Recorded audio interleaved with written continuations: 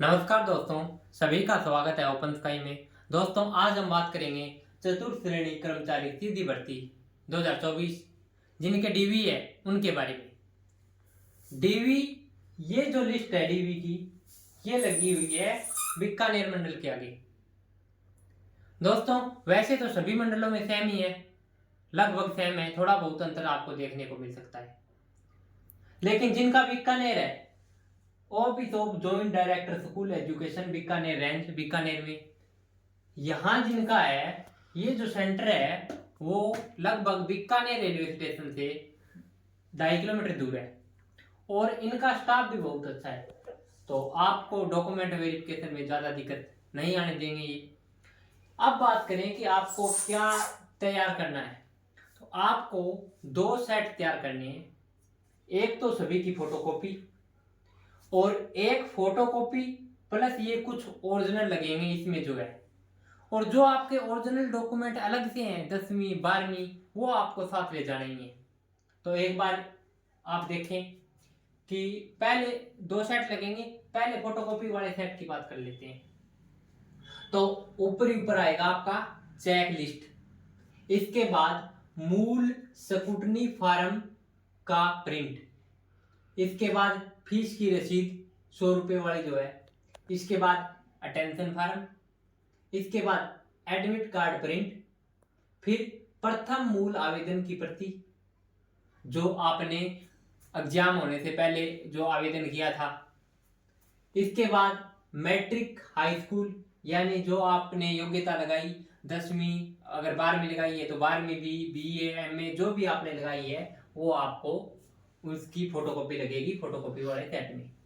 मूल निवास श्रेणी एससी एसटी जो भी आपकी श्रेणी है, अगर आपकी श्रेणी जनरल है तो कोई दिक्कत वाली बात नहीं है, ये नहीं ले जाना है।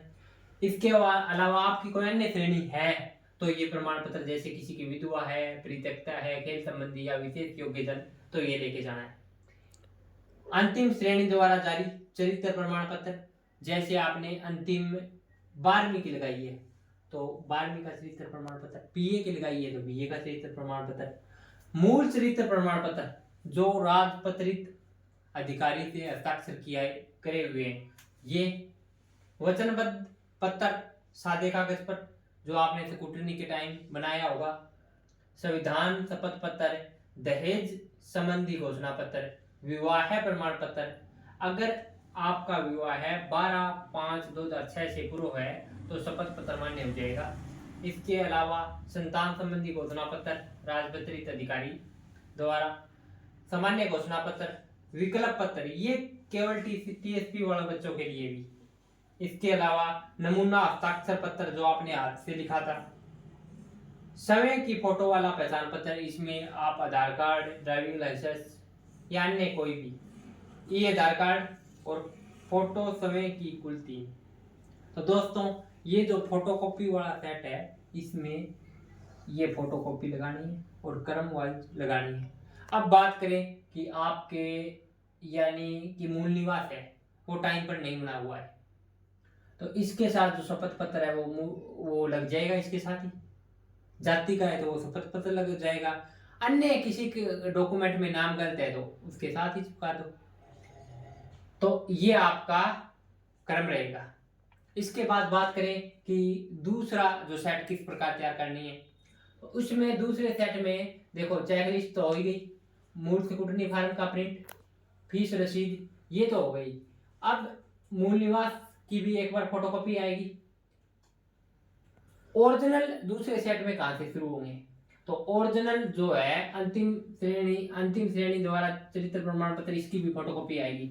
तो इसके अंदर है यानी आपने मूल चरित्र प्रमाण पत्र लगाए थे ना 2 अलग अलग राजपत्रित अधिकारियों से, वो ओरिजिनल लगेंगे दूसरे सेट में।